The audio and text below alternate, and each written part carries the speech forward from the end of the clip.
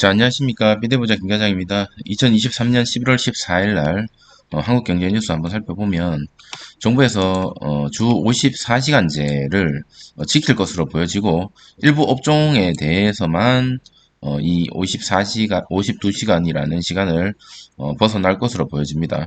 그래서 이제 쉽게 얘기해서 이 뉴스를 한번 살펴보면 근로자도 원하고 그리고 그 기업에서도 원하는 그런 쪽에서는 54시간의 틀을 깰 거다.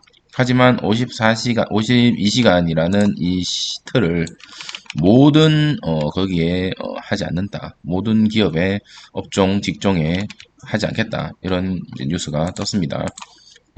아무래도 이제 모든 국민들이나 여론을 조금 의식한 것 같고요.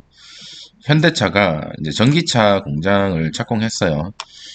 전기차 같은 경우는 지금 계속적으로 마진이 좋지 않고 계속적으로 떨어지고 있죠. 특히나. 근데 이제 정 회장의 새 생각은 글로벌 전기차 수요가 줄어들고 있는데 투자를 유지하는 이유에 대해서 코스트 절감 등 비용 절감이죠. 비용 절감 등 여러 가지 방법도 있겠지만 큰 틀에서 미래 장기적으로 봤을 때 전기차 수요는 계속 늘어날 것이기 때문이다라고 얘기를 하죠. 이게 이제 2차 전지주들 장기 투자를 해야 되는 이유인 거죠. 어떻게 보면 미래를 본 거죠. 지금 당장은 재미가 없다 하지만 미래 100년, 50년 뭐 뒤에는 전기차 갈 수밖에 없는 이제 지금 시작이다라고 얘기를 하고 있습니다. 자, 보시면 고개 숙인 김범수 모든 사업 원점 재검토하겠다라고 떴죠. 이 카카오톡 대표죠. 대표인데 이 김범수가 수염을 뭐 몇십 년 만에 깎고 나와가지고 하는 말이 카카오에 대한 모든 문어발식으로 확장되어 있는 것을 면밀히 살펴보겠다라고 얘기하고 있습니다. 뒤에서 자세하게 한번 살펴보도록 하겠습니다. 자, 그리고 공매도 관련된 뉴스가 있습니다. 공매도 담보율 자체를 이제 기관이랑 개인이랑 똑같이 잡겠다라고 이제 가닥을 잡고 있고, 그리고 추가적으로 상한 기간을 개미와 기간이 다르죠. 개미의 상한 기간이 3달이라면 사실은 기간은 1년, 근데 무기한 연기라는 이런 프레임에 갇혀 있었죠. 다들 그렇게 알고 있었죠. 그런데 지금 담보율 비슷하게 할 거고, 그리고 이 기한도 맞추겠다라고 얘기를 하는데, 개미들 입장에서는 이제 기울어진 운동장이 어느 정도 평평해진다라고 얘기를 할 수 있을 것 같지만, 기관 입장에서는 또 다른 얘기를 하고 있죠. 뭐, 어떤 얘기냐면, 뭐, 신용으로 해서 주식 상한기간 1호나에 대해서는 얘기를 안 하는데, 삼성전자와 개인에게 같은 이자로 대출해주라는 것, 이게 뭐냐면, 담보율. 담보율 자체가 높으면 좋지 않죠. 지금 개미가 120% 담보율을 갖고 있고, 기간은 105%에서 120%의 담보율을 보유하고 있는데, 이걸 똑같이 맞추면, 우리가 이제 은행에서 금액을 돈을 빌릴 때 신용 등급에 따라서 이자율이라든지 이런 게 다 다르잖아요. 그래서 이런 개미들이랑 기관이랑 똑같이 하는 게 공평하냐 이거에 대한 또 얘기가 나오고 있고 이게 지금 개인들은 차별 해소됐다. 이제는 기울어진 농장이 아니고 해볼 만한 게임이다 라고 얘기하는 반면에 증권업계에서는 시장을 역행하고 있다. 자본주의 시장에서 이게 무슨 말이냐 라고 얘기를 하고 있습니다. 지금 두 가지 얘기하고 있죠. 담보율 조절과 기간 상한 기간 조정 두 가지를 얘기하고 있는데 어디까지 될지는 한번 지켜봐야 될 것 같습니다. 자, 간만에 한국전력이 한전이 10분기 만에 흑자를 냈죠. 영업이익이 1조 9,966억이라는 흑자를 내긴 했지만 현재 지금 적자가 엄청나게 많이 쌓여있죠. 사실 그렇다 보니까 지금 제가 어제 뉴스에서 말씀드렸다시피 추경호 부경제부 장관이 얘기하기를 공공 어떤 에너지 차원에서 요금을 올리지 않겠다라고 얘기를 이미 발표를 했죠. 그럼 한국전력도 여기에 포함인데 지금 엄청나게 적자를 기록하고 있습니다. 2021년 2분기부터 지난 3분기까지 누적 적자는 45조 5천억 원이죠. 올 상반기 총 부채가 엄청나게 지금 많습니다. 201조. 그러니까 지금 이 반짝 실적을 냈다고 해도 보시는 것과 같이 계속 적자가 나고 있고 적자가 쌓이고 있습니다. 적자가 쌓이고 있고 지금 이 내고 있는 이자만 해도 엄청나게 하루 이자 비용만 118억 원을 내고 있다고 합니다. 그래서 이런 상황에서 지금 추가 요금 인상은 절실히 필요하다라고 한전에서는 얘기를 하고 있지만 인상이 되지 않을 것 같고, 그러면 이 3분기 흑자 또한 이제 4분기에는 동결 혹은 적자로 이렇게 또다시 떨어지고 누적 적자 또한 늘어나지 않을까라는 생각이 듭니다. 정말 좋지 않은 뉴스죠. 추가적으로 가스요금도 마찬가지로 지금 미수금이 계속적으로 눈덩이로 올라가고 있죠. 이 미수금이라는 거는 돈을 빌려주고 나서 받지 못한 돈을 얘기하는 거죠. 쉽게 얘기해서 여기 보시면 100억 원에 구매한 천연가스를 70억 원에 팔면 말 그대로 남는 장사가 아니죠. 30억이라는 미수금이 발생하죠. 이 30억이라는 차익은 가스공사가 손해를 보면서 이 70억 원에 싸게 팔았죠. 그런데 이 가스 요금도 인상을 하지 않겠다라고 얘기를 했으니 이 가스 그리고 전기 한전 이쪽으로 아무래도 조금 계속적으로 미수 혹은 채무 혹은 빚이 부채가 계속적으로 쌓일 것으로 보여집니다. 이 전부 다 세금이죠. 사실 공공기관이기 때문에 이런 것들에 대해서 주식시장에서도 지금 뭐 한전이나 이런 거 잠깐 들어가 보면 사람들이 지금 흑자만 보고 올라간다 이런 얘기를 많이 하던데 이런 것들을 자세하게 알고 있는 게 좋지 않을까라는 생각이 듭니다. 자, 반면에 반도체가 지금 계속 좋은 얘기가 나오고 있죠. 14개월 만에 지금 1.3% 증가했습니다. 전 무역 수지는 17.4억 달러 적자입니다. 무역 수지라는 게 뭐냐면 우리가 수출한 거와 수입한 거를 했을 때 이 수입한 게 더 많으면 우리가 적자, 반대로 수출이 많고 수입이 더 적으면 흑자 이렇게 얘기하거든요. 그래서 보통은 경제가 좋거나 할 때는 이 흑자를 냈을 때 좋은 건데 적자를 내는 것보다 현재 반도체에서는 선방을 하고 있지만 무역 수지 자체는 적자, 그러니까 경제가 좋지 않다는 거죠. 반도체 수출액이 작년 같은 기간보다는 1.3% 정도 일단 늘었고요. 그게 14개월 만에 처음이다라고 얘기를 하고 있습니다. 반도체 수출은 작년 8월부터 지난달 15개월 동안 계속 감소했는데 이번에 16개월 만에 반등했다. 16개월 만에 수출 플러스로 돌아섰다. 자, 반도체의 이러한 힘에도 지금 무역 수지는 적자를 기록하고 있고 반도체하고 승용차 같은 경우는 수출 증감률이 오르고 있는데 석유 제품이나 이런 쪽에서는 빠지고 있다라는 거 참고해 주시면 될 것 같고요.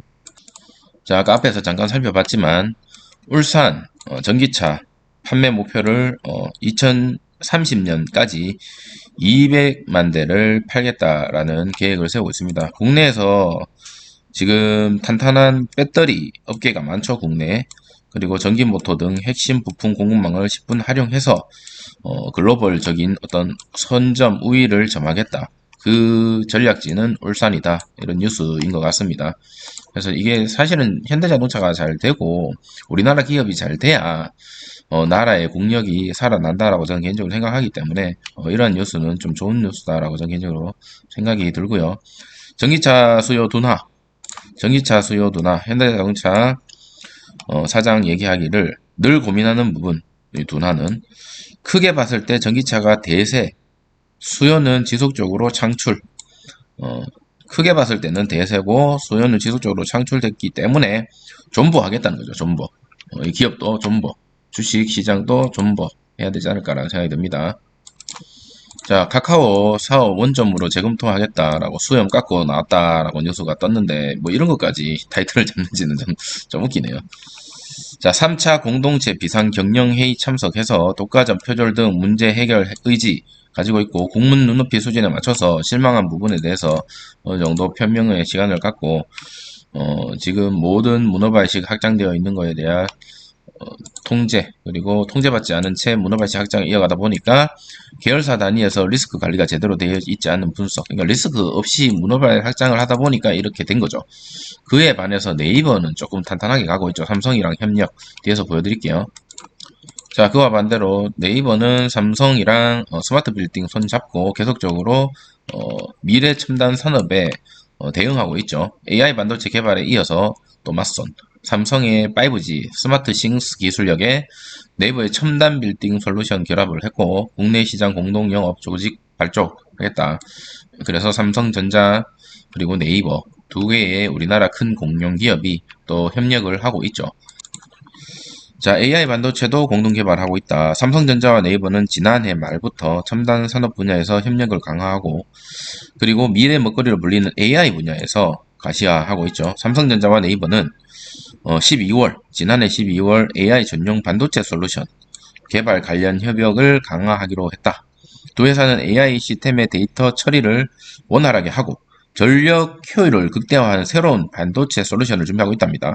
하이퍼 클로바 X 이런 것들을 글로벌 선점을 해서 미래 성장의 동력이 되겠다라는 뉴스입니다.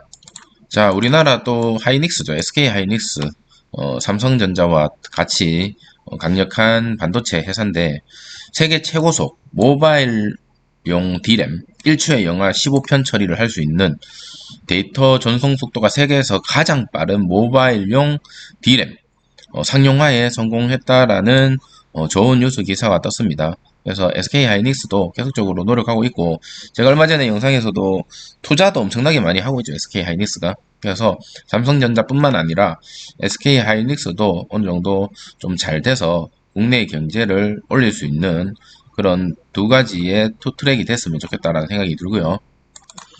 자, 여기 보시면 역대 최고 속도가 구현됐다. 스마트폰 성능을 극대화할 거다. 그런 메모리다. 이런 얘기를 하고 있고, 속도가 정말 빠른 것 같습니다. 1초에 영하 15편을 처리할 수 있고, 그리고 전력 소모량이 상대적으로 적다. 전력 소모량도 적고, 에너지 효율도 높고, 그리고 속도도 빠르고, 최고의 어떤 개발을 한 것 같다라는 생각이 들고요. 박명수 SK 하이닉스 D램 마케팅 담당 부사장은 AI 시대가 열리면서 스마트폰은 온디바이스 AI 기술을 구현하는 기기로 급부상하고 있다 합니다. 여기에 맞는 고성능, 고용량, 모바일 D램 수요도 계속적으로 늘고 있기 때문에 거기에 대응해서 신제품을 내놨다. 이런 뉴스 기사가 될 것 같습니다. 자, 마지막으로 전기차의 어떤 이슈를 타고 있는 이녹스 첨단이라는 회사거든요. 이녹스 첨단 최근에 좀 많이 올라갔는데 배터리 소재에서 두각을 보이고 있다. 자, 이 대표가 얘기하기를 전기차 배터리 밀도가 올라감에 따라서 수소나 리튬 수요가 큰 폭으로 증가할 거다. 세계 리튬 수요 중 30% 정도를 2022년 기준으로 차지한 수소나 리튬 비중이 계속적으로 증가할 거다라고 얘기를 하고 있죠. 이건 영업이익인데 영업이익 2023년에 2022년보다 많이 떨어졌죠. 그러다 보니까 주가도 이렇게 같이 떨어진 것 같은데 이제 2024년, 2025년이 되면서 이렇게 비중이 커질 것으로 보인다라고 하고 있죠. 거기에 추가적으로 어, 대기업 두 곳에서 이미 공급을 체결을 했고 이 회사 자체는 배터리 소재뿐만 아니라 반도체나 지금 다른 본업도 탄탄하게 준비 중이다라고 얘기를 하고 있는 회사입니다. 그래서 우리나라의 이런 소재 부품 이녹스 첨단이라는 주식 이녹스 첨단 소재라는 종목이거든요. 이녹스라는 종목이 있고 이녹스 첨단 소재라는 종목이 있는데 이거는 두 번째에 해당한다라고 보시면 되고 지금 하고 있는 사업 자체가 어떻게 보면 다 미래 사업인 것 같습니다. 그래서 한번 관심 있게 지켜보는 건 어떨까라는 생각도 들고 한번 관심 있으신 분들은 찾아보시는 것도 나쁘지 않다라는 생각이 듭니다. 삼성전자와 LG전자의 OLED, OLED 패널 동맹 가능성이 커짐에 따라서 TV용 대형 OLED 패널 수요가 늘어날수록 이런 수요도 증가하고 그게 결론적으로 이 회사의 어떤 이런 처리하고 있는 반도체 소재 그리고 OLED 이런 분야에도 성장할 것으로 보여지고 미래에는 아까 말씀드렸던 이 배터리 시장도 이 탄산 리튬 공정도 올라가기 때문에 더 올라갈 수밖에 없다라고 지금 나와서 인터뷰를 하는 것 같습니다. 그래서 참고만 하면 될 것 같습니다.